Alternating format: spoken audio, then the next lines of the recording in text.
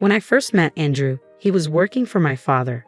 That connection led us to fall in love, and eventually, we got married. After our wedding, Andrew and I decided I would stay home, allowing me to focus on my hobbies like sewing and knitting. I loved making scarves and gloves for him every winter, gradually improving my skills until he proudly compared my creations to store-bought items.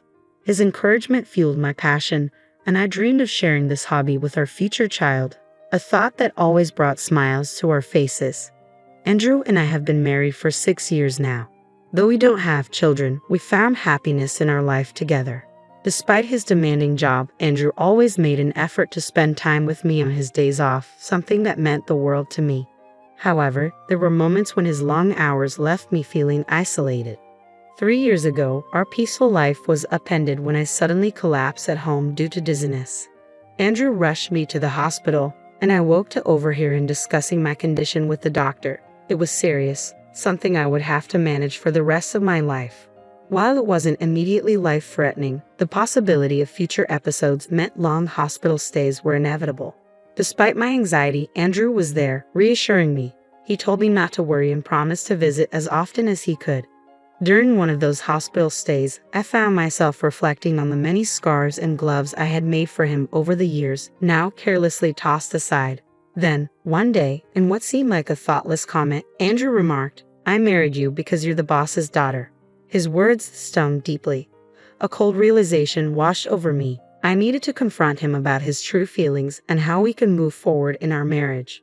Though Andrew tried to comfort me with reassuring words, the wound from his earlier comment lingered. He continued to visit me, bringing my sewing tools to help pass the time. Teaching him how to sew became a sweet distraction, and we spent hours stitching together, talking about daily trivialities. It made the monotony of hospital life more bearable, and for a while, it felt like everything might still be okay. But after about a year, his visits became less frequent. What used to be daily check-ins dwindled to every few weeks. I assumed he was overwhelmed with work and poured my energy into sewing, working on a special scarf and gloves to give him during his next visit. Anticipating my discharge by the year's end, I put all my love and longing into each stitch. When he finally came back, I eagerly handed him the gloves I had made. But instead of gratitude, I was met with a cold, detached stare. "Are you still making these?" "It's annoying," he said bluntly, pushing the scarf, still untouched, back into my hands, along with divorce papers. His words cut deeper than any physical pain. Andrew explained that he could no longer take care of me and felt it was time for us to part ways. The divorce papers were already signed, signaling the end of our journey together. Although I had sensed a change in our relationship ever since his visits became sporadic, facing the reality was utterly heart-wrenching. I had always tried to convince myself that Andrew was simply overwhelmed with work, but deep down, I knew the truth. The Andrew I once knew, kind, attentive, and supportive, would never have let work stand in the way of being there for me. When he stopped visiting without any explanation, I knew something was wrong. When I finally asked him calmly why he wanted a divorce, it wasn't out of desperation to save our relationship. I had already come to terms with the fact that I might have become a burden to him. If the compassionate Andrew I had married truly wanted to leave, I was ready to let go. Accepting this was painful but necessary, as it was clear the life we had once dreamed of together was no longer possible.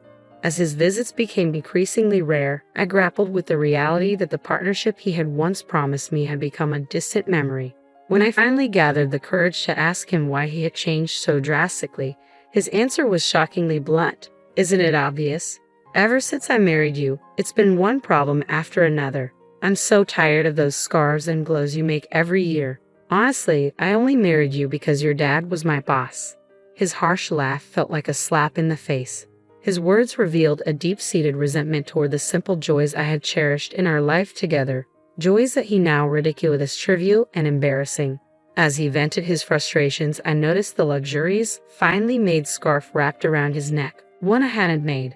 It hit me then. Perhaps he had never appreciated any of the gifts I lovingly crafted for him. Maybe they had always been nothing more than an annoyance to him. The realization stung deeply. After I became ill and my father retired, it became painfully clear that Andrew no longer felt the need to keep up the facade of a caring husband. During the first year of my illness, he had visited me regularly, but now I understood it was likely more about preserving his image at work. He had gained a reputation among his colleagues as the dedicated husband, caring for his sick wife. This facade had benefited him professionally, and it seemed he had only kept it up to enhance his standing. When I confronted him about this, pointing out how his visits seemed more about maintaining his image than genuine concern for me, Andrew was momentarily caught off guard. Then, with a sheepish admission, he confirmed what I had suspected. My condition had indeed made things easier for him at work, bolstering his reputation. His candid acknowledgement shattered any remaining illusions I had. To Andrew, my worth had never been tied to our love or the life we had built. It had been tied to his career and image. I once believed we had built something meaningful, but the reality was that Andrew saw my illness as a tool to serve his own interests. This harsh truth became a turning point for me, highlighting the vast gap between the life we had promised each other and the one we were truly living. Throughout my illness, Andrew had capitalized on the sympathy and goodwill of others. He candidly admitted how mentioning my condition at work earned him extra praise for his supposed dedication and how easily he was granted breaks. If I worked late, everyone praised me for being so committed, and if I needed time off, all I had to say was "my wife is sick," he explained, without a hint of remorse. His tone was almost boastful as he added that my illness had paved the way for his upcoming promotion. He dismissed his colleagues as fools, easily manipulated by his story. As I listened, I no longer saw the man I had loved, but a stranger with a cruel smile, revealing his true nature. Resigned and fully aware of the extent of his deceit, I quietly accepted the reality of our situation. Well, if my illness was useful to you, at least there's that. But we probably won't see each other again. Take care, I said calmly, handing him the divorce papers. He barely glanced at them before taking them and leaving without a second thought, marking the end of our marriage. After he left, the weight of it all came crashing down, and I broke down in tears, alone in the silence. Shortly after, I was discharged from the hospital and returned to my parents' home. When my father learned how Andrew had exploited my condition for his own gain, he was furious. "I never expected him to act like this," he exclaimed, shocked by Andrew's behavior. By that point, I had come to terms with the end of our marriage. I reassured my father, telling him I needed time to heal and wished to stay with them for a while. My parents were fully supportive, encouraging me to do whatever made me happy. At that moment, happiness meant being with family and finding comfort in their love and care before deciding what my next steps would be. I decided to visit our old house, but to my surprise, the front door lock was broken. Confused, we rang the doorbell, only to be greeted by a stranger who informed us he had purchased the house a few months ago and now lived there with his family. While my parents were outraged, I chose not to cause any trouble for the new residents and left quietly. Still unsettled, I called Andrew to confront him about the house. Without any remorse, he casually confirmed, "Yeah, I sold it while you were in the hospital. I kept the money as my compensation. It was my house originally." His words stung, yet I was no longer surprised by his selfishness.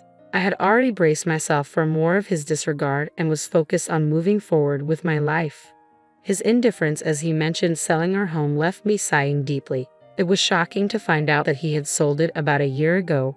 Around the same time, his visits became sporadic. The fact that he had made such a significant decision without even consulting me, especially since we were still technically married and hadn't finalized the division of our assets, was astounding. Although the divorce papers were signed, we had planned to meet the following week to settle these matters. But Andrew had preemptively acted on his own. When I confronted him over the phone, trying to maintain my composure, I said, "You didn't understand anything." His confused response was, "What do you mean?" I simply replied, "I'll explain next week," and hung up. Turning to my concerned parents, I managed a small smile and asked my father for a favor. I outlined my plans and requested his help in preparing everything. "I've already prepared all the necessary documents. There's not much time before our meeting next week, but we'll manage," my father assured me, though his worried smile showed how much this situation weighed on him. As my father, he likely felt a mix of guilt for introducing me to Andrew and anger toward him for his actions. His determination to support me was clear, and I was deeply grateful. As the day of the meeting approached, I felt a sense of calm knowing I had my family by my side. I found myself unexpectedly smiling at the thought of Andrew's reaction to the preparations we had made. We decided to hold the meeting at my parents' house. My parents and I sat on one side, with Andrew facing us from across the room. Despite knowing the pain the divorce had caused, Andrew appeared utterly indifferent, even smirking at times. His demeanor was not just unapologetic but blatantly arrogant, which only strengthened my resolve. Sitting beside my parents, I felt the weight of the injustice he had done to me, but also a deep sense of empowerment, knowing my family stood with me as we prepared to face him together. As the discussion began, I maintained my calm, assuring Andrew, "I don't plan to ask for too much." He tried to appear generous, claiming that the money from selling the house should suffice. My father visibly tense, anger flashing across his face, but I gently touched his hand to calm him, silently signaling that we had the upper hand and didn't need to let emotions take over. "Before we proceed, there's something important we need to address," I said, taking a document from my father and holding it out for Andrew to see. "The house was indeed in your name, but the land it stands on belongs to my father, who holds the title," I explained calmly. Andrew's smirk faded slightly, replaced by a frown. "So what? The house was still mine. No one can argue with that. Do you think this gives you some way to get back at me?" He chuckled dismissively, failing to grasp the implications. "It's true, you legally sold the house," I acknowledged. "However, since the land is still owned by my father, this poses a significant issue for the family who purchased it." I continued, outlining the predicament. "You sold the house, yes, but as the landowner, my father could theoretically demand rent from the family currently living there. Wouldn't that cause them considerable trouble?" Andrew's smirk vanished as the gravity of the situation sank in. His arrogance quickly gave way to a look of uncertainty, and for the first time, he seemed to realize the consequences of his actions.